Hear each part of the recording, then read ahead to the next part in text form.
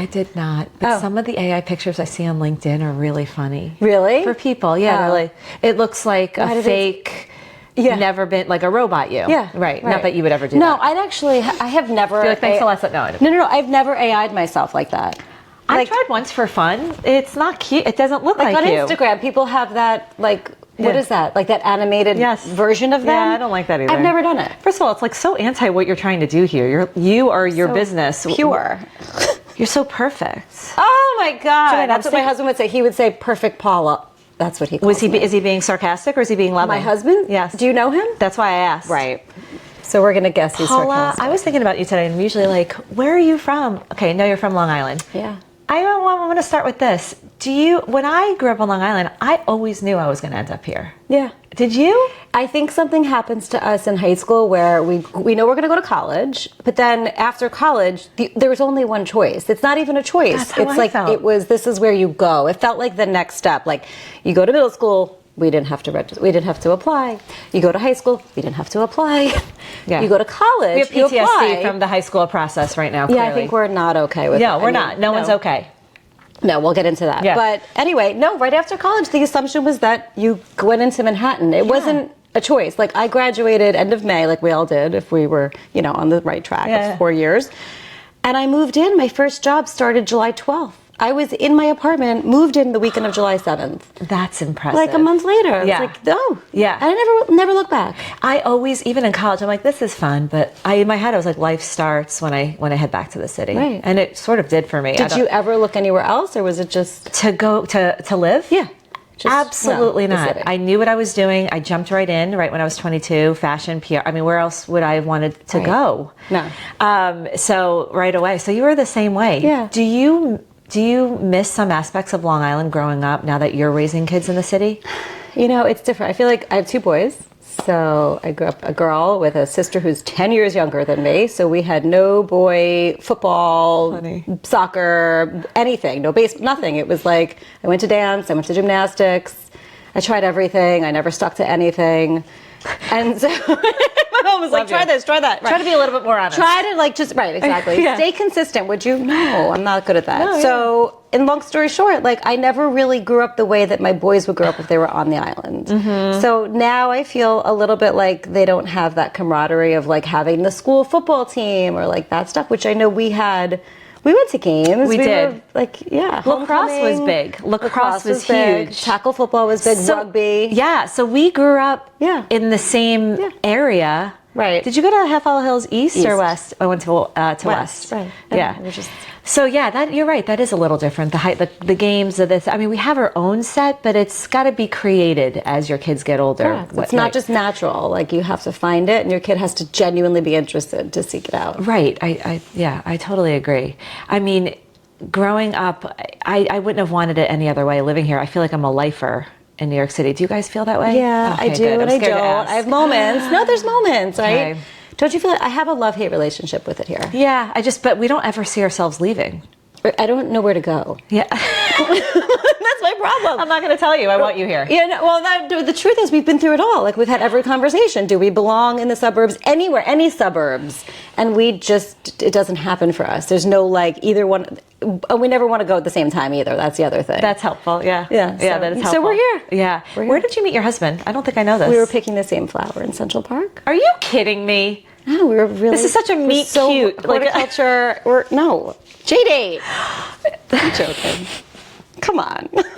Paula, I'm usually quick. I bow down. Well done. And in my head, I was like, I don't see this, but I'm going to go with it. I love you so much right now. J-Date, obsessed. Mm-hmm. Yeah. And did you know right away he was the one? There was a comfort. It was something I always said, have you ever heard this before where you're cut from the same cloth? Yeah, sure. Yeah. So that was what happened. What's important foundationally, you knew right away. It just was natural. Yeah. It didn't, it was half you feel like my brother, and I'm just kidding. Yeah. But no, it just really was comfortable. Yeah. That's probably the best way to describe it. I was calm, I was comfortable, I knew he would call, I wasn't ever worried, and he never gave me that. How many years have you been married? that's math. It's 2024. Girl math. We were married in 2008. So what is that? Oh yeah, same as us. 16. Yeah. 16. And where did you live in New York City when we first met? I was downtown. He was uptown. What part were you? I was Gramercy. He was Upper East. I was in Gramercy. Where were you? I was on 21st and 3rd. Stop. Yes. Stop. Did really? we not know this? Where were you? 19th between 2nd and 3rd. Are you kidding me? I swear. I was on the police block. 21st between 2nd and 3rd. Yeah, I know exactly where you are. That's crazy. When were you there? For how long? Oh gosh, math. Right. Up until Ella was born, 2011. So we were there from 2008 to 2011 in that area. I moved in 2011 when Max was born. Oh my gosh. And everyone's probably so bored. And then before that, I was on 23rd and Park. So I was in that area for a while. It was fun. It was a blast. It was great to be single. It was awesome. It was great. Not where I'd want to raise. Right. Just because I wanted more space. But now I want the Union Square Park. So do I. I want the I would like farmers Madison market. Square. Oh, okay. I want the farmers market like right outside my front door. Yeah. So he was uptown. Were you a snob about uptown? I said that if I was, of course, a snob about uptown, but I was like, we're going to stay together, make it difficult. You have to either come down here or I have to go up there. We had a long distance We had to make a plan. It wasn't just, let's not make this out of convenience. I know. I was such a snob about that. Yeah. You were the same. Yeah, of course. So you were a snob too. We could have been snobs together. Where were we? Yeah, chivalry is not dead. We probably hit into each other and were like, Leia. Yeah, totally. I probably gave some guy your phone number instead of mine. Hysterical. So wait, did he win and you ended up on the Upper East Side, or did you settle? We settled because we felt like we had to raise kids on the Upper East Side where there's Strollerville and downtown. Listen, we couldn't get the space. I've told the story before. I wanted to be downtown. That's where my background was, fashion. It was more colorful. Then I took a stroller down there and it was not fun. Right. It's 2:00 in the afternoon. People are just waking up. Yeah. They're falling over your this wasn't cute anymore. I just wanted the wide street. Walk of shame was coming at you. You were like, oh no. I don't want this color. I just want peace. Yeah. There's peace up here. It's different. It is different up here. So you have boys. What is it like raising two busy boys in New York City? There's never a dull moment. There's always some kind of screaming going on. Mm-hmm. You or the boys? Each other, all of them. We're I try to say that I'm not a screamer, but I might be. I might be a yeller. Yeah. You're a Long Islander. You're yelling at I just want to get my point across. Yeah. Or you're screaming you love them too. We're just loud. I am. I know you are. I love you. You're obsessed with them. It's true. Do you worry about daily safety in the city as they're getting older? You have a middle schooler and an elementary school kid. Yeah. I'm not actually worried about it. Tell me why. I just feel like you got to have your wits about you. My kids do. Listen, anybody could walk up to you and hit you in the head or do something crazy, which, unfortunately, that's the life that we've chosen to live in here. Mm-hmm, mm-hmm. But knock on wood, everything so far has always been safe around us, and so I feel like I don't want to have a reason to worry over I don't know, don't spend time worrying, right, until there's reason to worry. Yeah, and I feel like you make a decision as they're getting older. Do you want to live in if you're living in New York City, are you really going to teach them to be fearful, or are you just going to embrace and then teach them what you just said, street smarts? Right. How to pivot if something happens. Right. Move. Right. Don't walk into the mess if you see something happening. Step away from it. Turn. It's just, I don't know, it's more of an awareness, I think, that our kids are I totally agree. And are they taking mass transportation, subways, buses? My big one is, so my 8th grader totally can go everywhere. He loves the bus system. He teaches me about it. I never took the bus in my 20s. I'm obsessed with it now. I know. I love it. It's great. It's better than the subway. Yeah, it is. Well, the subway's really fast. It is. So I actually, we use it. We use it all. My 5th grader is just learning how to walk to school by himself. Okay. As I hide behind. Yeah, bushes and cars. 5-10 minute walk. Oh, it's 2 blocks. Oh yeah, it's really close. It's so close. We're very lucky in that way. You're really close, and everyone from school is walking alongside. And there's crossing guards, so you're and good. He may or may not have a tag on his backpack. He definitely no phones. does. I'm not doing the phone thing. He doesn't have a phone. No. Does Jack have a phone? No, he does not. Yeah. Will you do a watch?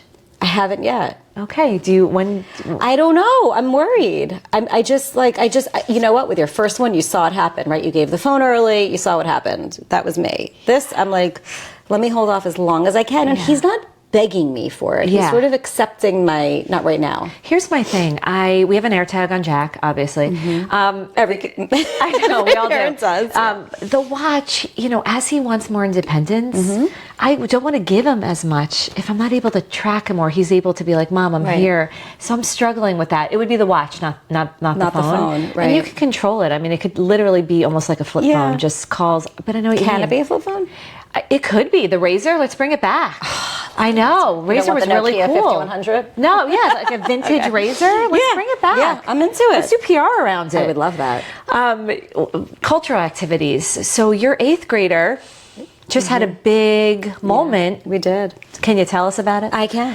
He studied his little tuchus and he became a bar mitzvah. Yes. He read from the Torah and he learned how to read Hebrew and learned what it was like to be challenged on something that was really hard and then come out of it and look back and say, hey, I did that. Yeah. So, and having had a bat mitzvah myself and my husband as well, we just know what it's like when you can look in the rearview mirror and be like, I did that. So whenever there's a hard moment, I feel like I'm constantly like, you did that. Remember how hard it was then? He did. So I hope that he remembers that for his life. This may be a weird correlation, but we've talked about it in our church before of how beautiful other cultures and religions mark certain moments. And the bar mitzvah and the bat mitzvah is just that beautiful mark and the seriousness of it too, about becoming a woman or a man, and then the time it takes and the intentionality of it. It's really beautiful. It's a rite of passage. It is a rite of passage. And as a parent, watching your kid go through it is really,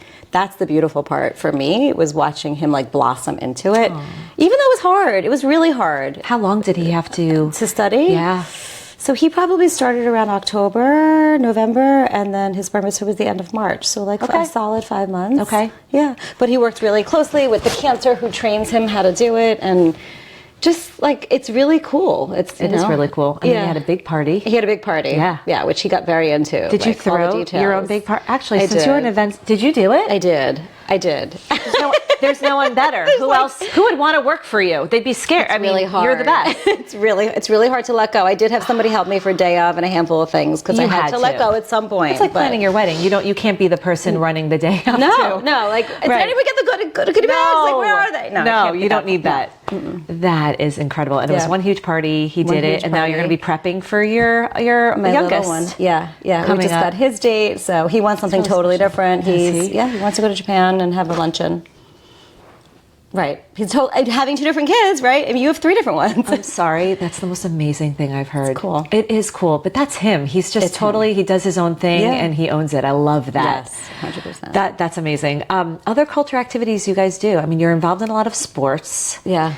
Okay. New York. I mean, New York is a cultural activity. Saturday, 2 days ago, actually, Abe was in a chess tournament. Oh, cute. Which took us to the Upper West Side, to the JCC up there. And I had never been there before. It's a beautiful building. I'm super into finding out about it. But Max was doing a practice test, of course, because, that's what we're doing these days if you're heading into high school. And when he was done, he's like, I'm going to jump on a city bike and I'll meet you over there, Mom. And I was like, okay, amazing. And he did. He just rode across the park and met me. We sat and had lunch and yeah, it's cool. So and then I see your youngest skateboarding also. Yes. Okay, they're everywhere doing They're all just the cool things. whatever the wheels and balls are, wheels and balls. That's what we do. So we've talked about a little bit about high school on here, but prep is insane. There's no local school there's no Half Mile Hills West or East to go to. These New York City kids are in such a pressure cooker situation. Right. I feel bad for them. I mean, the beauty about New York City is that there's so many offerings. Right. 700. That's crazy for high school. And then you have to apply, and there's different tests and essays and screen schools. But the con about it is some kids have said it's more pressure than picking a college. Right.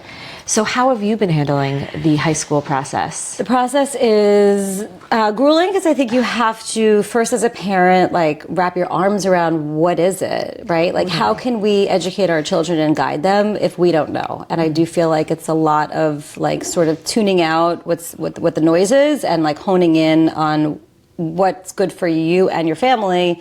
Love that you said that. It's important, right? What's good for you is not good for us and vice versa. Right. It's just we really have to find our own path, but we have to do our homework first before we can even guide them. Right.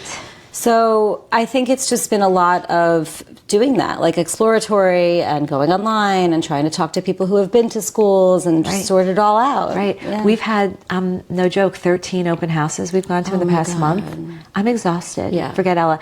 And why am I bringing this up? Part of the research is also taking the subways and the buses. That's part of the research. Right. How long is it going to take us to get there? What happens when you get there? I went to a school, I will not name it. Yeah, don't. But doors wide open, the entire time with zero presence of security. Oh, that's so interesting. I was really uncomfortable. It actually crossed it off my list. Yeah, I was like, I'm not even putting it on my unlimited list. There are some schools, because of New York City, lack of space, there are multiple schools in a building. Yes. One good school may be marred because there's another school you don't necessarily love. Same building. Yeah.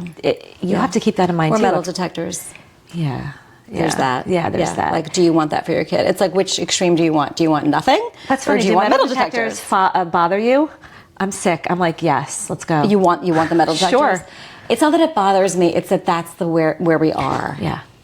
Right? Yeah. It's like really like everyone throws it back in my face. Like, haha, New York City, right? Like, totally. Yes, but our elementary school now locks their doors. And I love that. I know. So does our middle school. Yes, and at first you're like, excuse me, and you're like, this is what it is. Right. At least they're ahead of the game. Well, that's why it bothered me so much when I went to this open house. I was like, I don't understand. This is not. So you have to keep that in mind. That's why we're going to open houses, because of the feel, the people. You can't. Right. It's like buying an apartment or a house. Like, how does it feel when you walk in? Do you want to sit down or do you want to get the heck out of there? But the truth is, they will be okay. It's just the research and prep of getting there. It's exhausting. Yeah. But they're going to be okay. And then they'll be great for college because they're going to be amazing. This is insane. Are there any, New York City's loud, are there any routines that you do to balance out the loud? Me personally? Oh yeah, sure. Oh, you do? Oh, people my are God. like, no. I'm like, no. Or I go home and shut the door. Like, anything could be. What is how do you balance out life? Every morning there's not every morning, I would say between 4 to 5 mornings I'm doing some kind of physical activity. So, yeah. What kinds? Whether I'm in the gym, I mean, I'm a big Barry's boot camp. Yeah. I'm a runner outside if it's nice. Yeah. Or if I just need to get it in, I can do like 20 minutes and feel like at least I've done something. Yeah, I agree. I'm the same way. I'm sort of a class pass kind of junkie. Barry's, how long have you been doing it? Long time. Mm-hmm. Okay. Like 7, You're like, 8 I founded years. I'm actually, my name is Barry Barry. and Paula. It's Barry's and Paula's. Yeah. I love it. Yeah, and you're always running. You've always been a runner. Run around. No, running like a runner. No. Well, you were in your working. I started working out at Ripped. Do you remember Ripped? I remember Ripped. Yeah, that place taught me how to run. I never ran in my life before that. Did you not like to run before? I never even knew how to run. I know. No. I don't like to run. I want to love to run. I wish I could just run. Right. Your husband's a runner. I see him all the time on the promenade. He's a proper runner now. Yes, I see him. Yeah. Do you guys do a wave? We do. We totally. Neither one of us stop. That's the thing about running. No. Everyone's in their own which is awesome. Yes. You just get in your thoughts. You get in your music or whatever it is you're listening to, and you're just on your own. It's really nice. Yeah. I thought you were always a runner, but then we're always in workout gear. Right. So who knows? I try to get dressed. I really do try to get dressed. I've always gotten dressed personally. No, I know you always look amazing. Yeah, no, thank you, but it's like important to get. I don't know. I feel better when I'm dressed. I do too. But I feel like you're ready to tackle the day. Of course. We are moving on. Okay, you own your own event consulting company. Mm-hmm. Okay, we'll start there. You're an entrepreneur. We're going to back up. How did you even get in the hospitality space? I think this is something I had in me when I was in high school. I've always had parties. I've always been the one to put things together. Does your mom know you had the parties? Yeah. Okay, Yeah. So there was a moment where she would help me, and then she was like, "Just clean up," Like the powder party I had, that was not fun. She was like, "Clean up the powder." I was like, "Okay," but it keeps coming back every time I wipe it. What's the powder? We threw powder everywhere. Oh my gosh! Thinking it would be your fun. mom is the nicest person in the world. She was not happy with me. Okay. I did get in trouble for that one. Yeah, no powder parties. No powder parties. But I've really always done it. I was president of Shana Maidalos, which was the B'nai B'rith youth group organization for my junior and senior years, and I was always involved in bringing people together. It's just always something I've done. You've always done that. I've always done it. So where did you get your start? you graduate from college. I graduated from college and I went to work for a nonprofit, the American Technion, which is the Israel Institute for Technology in Haifa. Okay. And they have an American-based, like, 501c3 here that raises money for the Institute in Haifa. Okay. So I got my start there, spent about a year and change there, and then a family friend was running a meeting and events department for pharmaceutical companies where they would train doctors and physicians and do speaker trainings. And she took me on and taught me the ropes, and that's kind of it. Like, I just took it from there, you know? Yeah. So, I mean, we have to bring this up. You, for many years, worked for David Burke. I did. Now, people have heard, whether you're in this space or not, people have definitely heard his name. He's got restaurants everywhere, all over the world. At this point, I think it's just the United States. When I was with him, we did dabble in Saudi Arabia. Okay. Yeah. And he was a TV personality. He was on The Iron Chef and Top Chef Masters. Yeah. So he jumped out of a plane on, on Top Chef. You're like, I planned that. I know. I actually wasn't working for him at the time, but I did resurrect the file, and I brought it back. I was like, everyone needs to see this man jump out of a plane. That is incredible. Yeah. How many years were you there? So I worked for him twice. The first time was almost 3 years, and the second time was 5. So five and a half. did you start events first? Were you handling his events and then you moved to sales and marketing space? So when he had his first company, I helped develop the sales and marketing department, or sales department actually. He had a marketing team at that point for what was 7 restaurants at that time, and I developed that. And then Explain what you did for people who wouldn't know. So you create menus that you would want to then sell for private events and customize, the contracts and figure out what your vision is if you want to throw a party, right? I mean, I really do call it therapy. I feel like I'm like a party therapist. Because it's like anything, like you have a vision, and if it doesn't come out of your head and land on the planner, like in any way for communication and brainstorming, I'll never be able to make your event happen the way that you visualize it. Was it proactive or reactive? Were people just coming to you and you were choosing? Yeah. Because of his brand recognition, or you mean for David Burke? So I caught them. So I set it up so that people would send out their inquiries and I would catch it. Yeah. And then business development, of course, beyond that. I mean, just pulling people from my background. So you left and then came back? I left and came back. Oh, that's too much. Yeah. So then you were focusing on sales and marketing. Were you handling staffing? I mean, how in the gritty were you at these restaurants? A lot. So for a long time, David would say to me, stay out of operations. That's not your sweet spot. Stay out of operations. But then it just became natural that I was like very much a part of it. And it was really about culture and bringing people together and his message and his voice. I mean, I called myself his left hand, not his right hand, because I didn't cook. And I basically did everything but that. Yeah. But he was on the rise and developing significantly when I went back to work for him. So he was really starting from scratch when I went back to him most recently. And so we developed, I don't know how many concepts, quite a few. Together, you would sit with him? Well, he would, yeah. I mean, listen, he's the brainiac for sure. Like, he's an incredibly creative. He's just creative. He could sit down with you and just like rattle ideas off. That's incredible. I was inspired by that. And then you took those ideas, you added to them, and then you brought them to life. I made them happen for him. Yeah. How many people worked with you? Was it a small organization? I mean, at the very top, we were small, and that was by design. He wanted it small, and it's true. The moment we expanded ever a little bit, things got a little less controllable. So I saw his vision for that. But he's, I learned so much from him, so I'm grateful. I think people would be surprised that it was a small organization, that it felt very mom and pop. Like, this needs to get done. Put that hat on, handle that. That's what you did. You were the blood, sweat, and tears every day. Every time I spoke with you, you were like in a car going to Jersey. You're like, your workspace was your car. Like you were entrepreneurial even then. Yeah. There was no office. Yeah. And he didn't want an office because he felt like people would sit around and do nothing. So he always said, we work in the restaurants, and that's where our business is. And he was right. It was a very roll your sleeves up kind of an attitude and way to work. But how did you break through in New York City restaurant culture? I mean, there's a new restaurant. Did I make this up? I heard somewhere that most restaurants don't last the first year. It's really hard. How did you break through that clutter?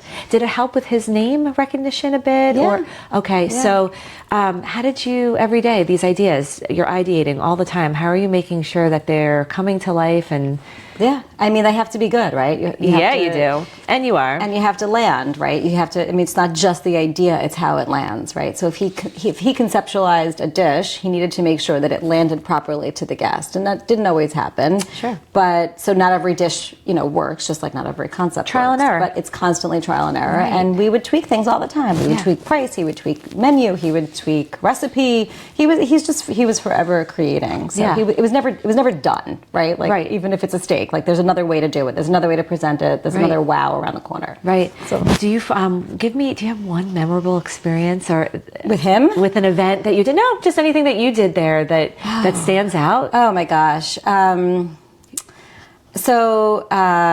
Like halfway through the pandemic, David bought a house down in the Atlantic Highlands, which is, if anybody hasn't been there, I would highly recommend, like as a New Yorker, get down to the Atlantic Highlands. It's not that far. Never been. You can whale watch right from like down there. It's amazing.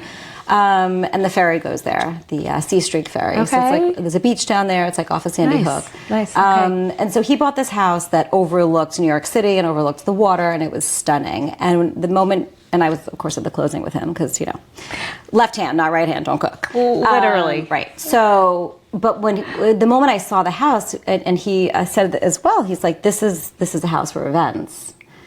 And so he gave me this incredible canvas to be able to offer it to clients. And so I did a few times, but one in particular that stands out to answer your question was for Tiffany's. So Tiffany's was bringing in like their top level clients, which I had no idea that they did this, but they take them from, this was the Southwest region, so they would bring them in from like Texas and like northern Florida.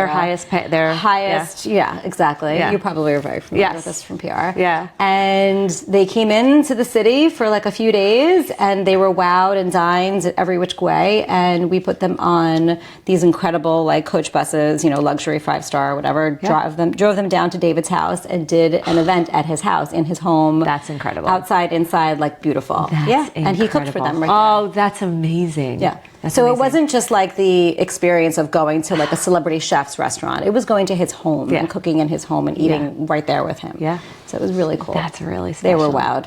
Yeah. How could you eat anywhere else again? I mean, I feel like you've had so much amazing food over the years. A lot of bacon. Yeah, seriously. And I've been to restaurants with you since. You know the experience really well.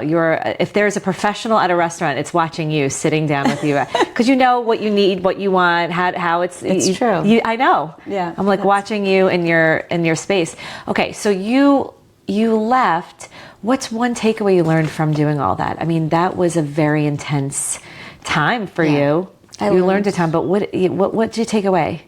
What did I take? I mean, I took away a ton. But I guess as an entrepreneur myself, I think learning from David as an entrepreneur and my father who's an entrepreneur and my husband, I just realized like it's okay to mess up. It's okay to try things and they don't work out. And it's okay to be scared because it's all very, very scary. But the fact of the matter is you're going to wake up the next morning and you're going to try something else and that's going to work. Yeah. And it's like, just, I guess, facing the fear of the failure and knowing that it's okay if you do, you just move on. Yeah. And I watched everybody do it. I mean, I watched my own father lose his business and rebuild it. I watched David lose his business and rebuild it. And it just doesn't, it never, I don't know, I guess going through it yourself, you just are like, okay, like there's no book, there's no manual, you just figure it out. Right. You hit the nail on the head because every entrepreneur says that, but it's really rare. Yeah. That's what I'm saying. I think entrepreneurs, it's a gift that you have been given because most people can't do that or are afraid to fail. Yeah. You have to be okay with it. Like, we're going to fail. Yeah, no, I want to fail. What are we going to do? I want to learn from it. Yeah. So the really successful people say what you just said. Oh, funny. And true entrepreneurs, I feel like people try to be, and it's really hard because if you don't have that in you, it's really hard to push for everything you just said, and you just naturally are that. And it seems like you watched your dad do it too. Totally. Yeah. And you have a husband. I do. That is also an entrepreneur. What's it like, two entrepreneurs in the house? Oh, well, it's like, they say don't marry another lawyer. Thank God I'm not one. He is. Yes. Can't have two of those in the house. No. But it's, you know what? That's the other thing. Like, it's been very interesting because when we first got together and he wanted to go out on his own, I was like, write a business plan. I went to school for business management. Write a business plan, get your ducks in a row and know how much money you need to start and whatever. He was like, I'm not writing a business plan. I'm a lawyer. I just need business. I don't need the business plan. And I was like, I couldn't wrap my head around that. You do it differently. Yeah. I was like, you need to, but now, obviously, I did not write a business plan. I have like scope of works and things that I want to go after, and I have priorities and business that I like to work on. Right. But, you know, you just have to respect everyone's process. And that was his process, different from mine. I don't know. I see it as a positive. You both understand the highs and lows, and you just have to roll with it and be flexible. And there's going to be, I mean, I live with an entrepreneur. Right. My dad is also. There are. It's like this. It's a constant roller coaster. But you just got to be like, okay, we're in this. Oh, we're here, but that's not going to last either. And you just roll with it. Totally. It kind of makes life more interesting. I don't think feel I dead would inside. I would be really bored. Personally. I know you would be. But that's why we live in New York City. That's why we live in New York City. So let's go. So you left. You've had your business for years. Years, yeah. So was it an undercurrent? Did you always do things here and there?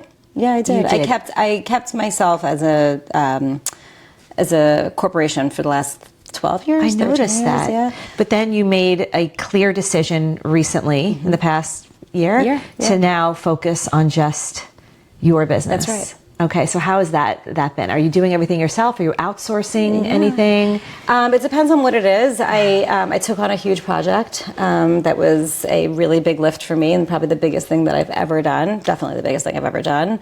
But it really was a combination of everything that I love. So I like 501c3 work. I like impact work, and I like to do events that are meaningful. It's not just about the birthday party or the mitzvah, which are meaningful, but it's just different. There's a real like connection to the work. Right. And so I just did a very big event for 700 people, which had a lot of star-studded names and attached to it, and was for an organization that was really close to home for me. So that was amazing. So it's guiding me towards continuing on the impact work, which is something that I've done from the beginning. So from my first job out of college at the American Technion Society. You're doing what you want to do and what you're passionate about. Totally. Yeah, that's really special. So I didn't know that was your focus. I love that. Where do you find, are you looking for the organizations that mean something to you? Are they coming to you? How are you doing this? It's great. Great question. Yeah. It works both ways for sure. Not every organization's, important to me. The ones that I have worked with have been great and meaningful. But it's sort of just open to like learning about foundations out there and what their work is all about and what their goals are. Yeah, of course, definitely. Yeah. Are people coming to you ever and you're like, I'm sorry, I can't help you with this? A little bit. People are coming to me for things that I wouldn't necessarily want to do. So it's more of that stuff. I want to ask so bad what this is. Yeah. It's New York City. I feel like I'll tell you offline. Yeah. Well, we'll talk offline. Yeah, some interesting things, but for the most part, I figure out like what it is for me, and then I can decide yes or no. And so for people that aren't super aware of what you do and what you're doing now for this event that you put on, it sounded massive. What did that entail? Yeah. Staffing, branding, marketing, you name it. Yeah. Strategy. Like, what is the messaging that you want to communicate? You're about to embark on this is your 30th anniversary for something, and so what is your messaging coming up for the next 30 years, right? Yes. And really understanding that from them and being able to convey that throughout the event. Sorry to interrupt. You were helping with key points. Key points, but extracting from what they've created, right? Mm-hmm. So what is they did that. They have a marketing and communications division, essentially, right? So, or team that wrote that out for themselves. But then how do I pull that through the inexperiential? So if you're going to bring 700 people somewhere and talk about something, how are you talking about it, right? So me having the vision to make sure that things are visual and experienced was really important. So that's how we work together. Were you handling the flow of the night? Yeah, of course. The people, the VIPs, huge security, down to the tablecloths. I'm not joking. Tablecloths, correct. Things are it's very important. All of ambiance, it, very important. Very much so. Food, lighting, drinks, lighting. Yeah, we brought in a celebrity chef actually for the event who worked with the hotel's food and beverage team, which was like amazing. Amazing. Yeah, I'm so happy for you. Thank you. Yeah, I'm like really happy for you. I've known you since David Burke before, maybe in between, and now it just seems like you've been on this track and you're exactly where you Yeah, where you I'm want where to I wanna be. be. Yeah. Like you've done all the work and now you're doing like what like your heart bleeds Totally. for. Yeah. Totally. So how do you, listen, New York City's oversaturated. How are you making the difference? How are you making sure people are focusing on what you're doing? What's the secret? It's, you know what, I guess I don't really need the fanfare so much of it. It's like I just want to have I want to experience it, and I want to make sure that everyone who comes to whatever I produce experiences it, right? I want to make sure that it lands for them. Yeah. So I guess it's just relationship, you know, people that I've known for years and know what I'm doing are calling and connecting me to people, other people, and it's just keeping your network open. It's constantly being available and staying in touch with people. And are you open to more clients right now? You are? Yeah. And are you doing also the events, you know, the big milestone events? Do you also do that for if people social call you? business, I will a little bit. If you like that person? I really like I don't have anything coming up. I'm not fishing here. It's funny. I mean, corporate's just different, and nonprofit work is different, right? It just is. What about personal? Personal being social, like something Social. like a birthday party, right? Like a milestone birthday. Yeah. Sure. Are you doing social media things like Tiny that? bit. I never. Yeah, tiny bit. Yeah. I have like one account, and everyone's like, well, you should divide it, you know. Separate your personal from your professional. So maybe, I don't know. And outsource work. Did you tell me? So What I mean, are you doing? you have to build your network, right? You have to have, because you're only as good as your network, and you're only as good as someone who's supporting you. So that's what it is. As good as your last event, like us was like your last placement. You're only as good as your last placement. Right. Yet you're nothing if it was. Right, you're right. You've done nothing. Yeah. Don't, No. But so, you do. You have to constantly be in contact with people. Are you seeing, since you've been there for so long, are you seeing any trends that you're liking, restaurant and bar-wise in New York City? I'm just glad that they're like opening new ones now. And Bars real low. Just keep opening them. I keep opening them. And by the way, like, I don't know if you took notice, but they are now taking down the outdoor huts that were... Of course I've taken notice. Okay. I'm obsessed with it. Thank God. I know. Get out of my streets. Get out. Get out. So I'm ready. So to that end, like, I'm just ready for like the COVID restaurant world to just be changed. Like, let's put that in the past and let's move forward. It's just going back to COVID. How did you do your job during COVID? I was so busy. I would never think that. How? Outdoor. So, well, outdoor was big. Everywhere we had outdoor, which was a lot in New Jersey, we created an outdoor space for as long as we could sustain it. Okay. We did lose some properties during COVID for sure, as most people did. But my business became about really like how do you have a culinary experience being virtual? And so David was on camera, much like we are here, and I was behind the camera, and he was cooking. And so I brought him into so many homes, I couldn't even begin to tell you, countless homes. It was just the two of us. It was incredible. It's like you'll never be able to replicate that Never, again. no. Well, hopefully we won't be able to. I don't want to. Right. But it was really Wow. amazing because where there is will, there is a way. And, you know, he needed to make money, I needed to make money, and we needed to try to get our business back open, right? And stay top of mind. Yes, 100%. So we did a ton of virtual events. I was in the virtual event business, which is cool. It's cool to figure that out, that really you can cool. do that and pivot. And so I was busy like crazy. It just My shows husband- how good you are. Oh, that's sweet. I'm Thank serious. You. Thank you. Yeah. It was fun. I mean, it was hard work, but it was fun. And Yeah. it was challenging. And, you know, there was a snowstorm one day and I had boxes that had to get packed and shipped out to get to people's homes so that they could cook with you. Because that was what the virtual experience was. It wasn't just having him on there. It was like, you have your ingredients, I have my gonna ask, ingredients. you're cooking and together. And you're cooking together. Yeah. Yeah, and so, but there was a snowstorm, and they couldn't get the boxes from Uline, if anybody knows Uline. And I got in the car and I drove 3 hours to the middle of Pennsylvania. No way. And I swear to God, in a storm, and I packed my car like you could never imagine what this was like. And put in boxes and the inserts with the lining. Drove it back to New Jersey, and I'm just laughing because this is the glamorous side of all that you do. This is what it is. Right. Making it happen. You're going to in the middle of Pennsylvania, you're packing up your car, so this can happen. I was just going to ask next, what creative things do you do or have done to stay relevant in New York City? And that is a really great answer. Yeah. You'll basically do anything. Like you just have to constantly, it goes back to the entrepreneurial mindset. Just be open to anything. Yeah, I'm actually in the process of getting a DBA for my name. It's MSH. Oh, okay. Make shit happen. Yeah. Make Should Happen. Yes. That's the name of the company. I think your house. I think your home should have that whatever too. it is. I think your house should have Make that Should on your Happen, door yeah, when you walk in. exactly. That's Yeah. exactly what you do. Right. That's Yeah, great. that's what it is. I mean, I've always been that person, like to figure it out. In this space, are there men or more women in it? Wow.